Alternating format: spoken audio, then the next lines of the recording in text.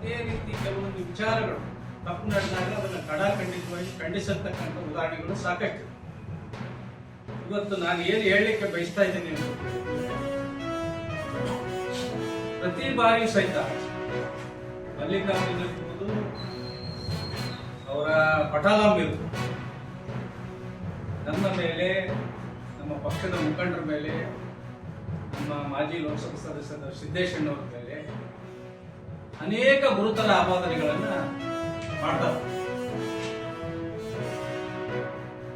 ಅವು ಯಾವಕ್ಕೂ ಸಹಿತ ಒಂದು ಪುರಾವೆ ಇಲ್ಲ, ಒಂದೇ ಒಂದು ಎವಿಡೆನ್ಸ್ ಇಲ್ಲಪ್ಪ ಈ ತರದ್ದು ನೀವು ಮಾಡಿದಿರಿ, ಅವ್ರ ರೆಕಾರ್ಡ್ ನಮ್ಮ ಹತ್ರ ಇದಾವೆ, ಅವನ್ನ ನಾವು ಪತ್ರಿಕೆಗೆ ಬಿಡುಗಡೆ ಮಾಡ್ತೀವಿ, ಅಥವಾ ನಿಮ್ಮ ವಿರುದ್ಧ ಇಂತಿಂತ ಕೇಸ್ನಲ್ಲಿ ಸಹಿತ FIR ಆಗಿ ನೀವು ಜೈಲಿಗೆ ಹೋಗಿ ಬಂದಿದ್ದೀರಿ,